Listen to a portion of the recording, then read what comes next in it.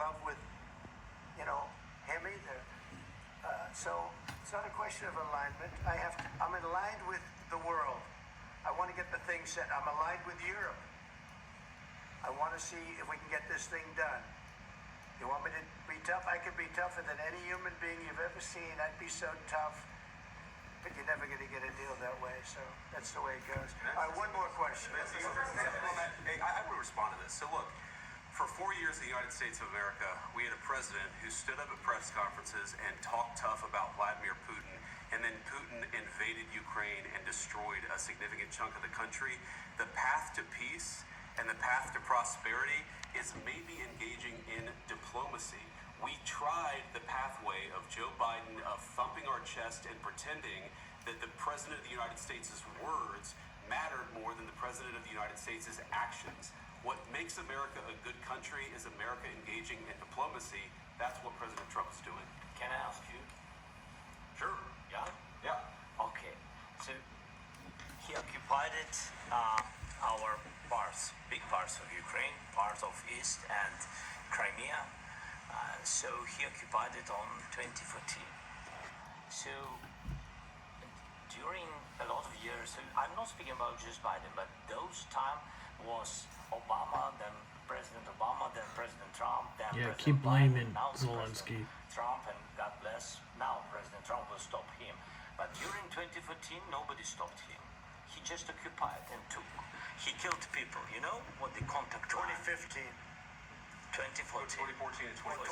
2014? Yeah. So I was not here. Yeah, but That's exactly right. Yes, but during 2014 till 2022, the situation the same. The people are been dying on the contact line. Nobody stopped him. You know that we had conversations with him, a lot of conversation, my bilateral conversation, and we signed with him, me, like a new president. In 2019, I signed with him the deal. I signed with him, Macron and Merkel, we signed ceasefire. Ceasefire, all of them told me that he will never go. We signed with him with gas contract. Yes, but after that, he broken the ceasefire. He killed our people and he didn't exchange prisoners. We signed the exchange of prisoners, but he didn't do it.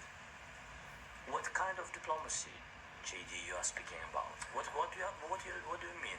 I'm talking about the kind of diplomacy that's going to end the destruction of your country. Yes, but if you Mr. President, with respect, I think it's disrespectful for you to come into the Oval Office and try to litigate this in front of the American media. Right now, you guys are going around and forcing conscripts to the front lines because you have manpower problems. You should be thanking the President for trying to bring it into this conflict. Have you ever been to Ukraine? That you say what problems we have? I have been to. Count once. I've actually watched and seen the stories, and I know what happens is you bring them on a propaganda tour, Mr. President. Do you disagree that you've had problems bringing people into your military? And do you think that it's respectful to come to the Oval Office of the United States of America and attack the administration that is trying to prevent the destruction of your country? A lot of questions. Let's start from the beginning. Sure. First of all, during the war, everybody has problems. Even you, but you have nice ocean and don't feel now, but you will feel it in the future. God bless. You don't know that. God bless. God bless. You will not have a war. Don't tell us what we're going to feel. We're trying to solve a problem. Don't tell us what we're going to feel. I'm not telling you. Because I'm you're in no answering position on to this dictate that. That's exactly what you're doing. You're in no position to dictate what we're going to feel. We're going to feel very good. Feel influence. We're going to feel very good and very strong. You will feel influence. You're right now not in a very good position.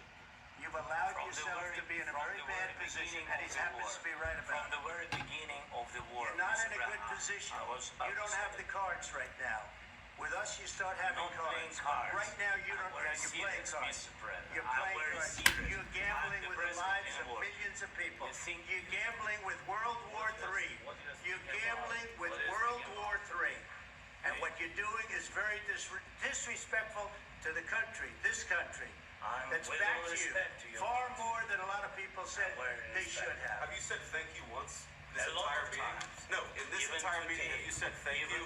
You went to Pennsylvania and campaigned for the opposition in October. Offer some words of appreciation for the United States of America. And the president who's trying to save your country. Please, you think that if you will speak very loudly about the war, you He's can... not speaking loudly. He's not speaking loudly. Your country's in big trouble. Can I Wait a answer? minute. No, Can you've I done a lot answer? of talking. Your country is in big trouble. I know. You're not I winning. know. You're not winning this. You have a damn good chance of We are coming out staying, okay because of Mr. us. President, we are staying in our country, staying strong from the very beginning. Keep of the war. talking, We've been Zelanskyy. alone. Keep We talking. are thankful. I said thanks You haven't in been this allowed. cabinet. You're being And also disrespectful to the this country and I said, disrespect stupid the. president, $350 billion. You voted We gave for you your military equipment, You and you voted men for are your brave, but they had to use our military. What about West? If you didn't have You our invited military me. equipment, You invited if me you to didn't speak. have our military equipment, this war would have been over in 2 weeks. In 3 okay? days, I heard it from Putin. In 3 days. This is something Maybe new. less. In 2 weeks, of course he has. It's going to be a very hard thing to do business like this. I And tell you. just say thank you.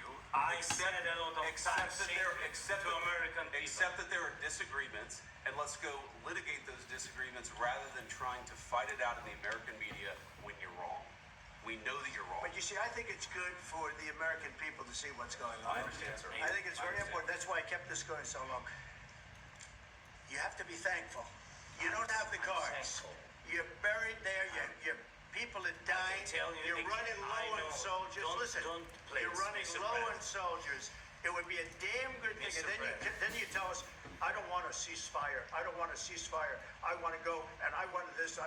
Look, if you can get a ceasefire right now, I tell you, you take it so the bullets stop flying and your men stop getting killed. Of course, we want to stop the war. But you're saying you don't want a ceasefire. But I said to you, I want a ceasefire. with guarantees. Because you get a ceasefire faster than an agreement. Ask our people about ceasefire, what they think.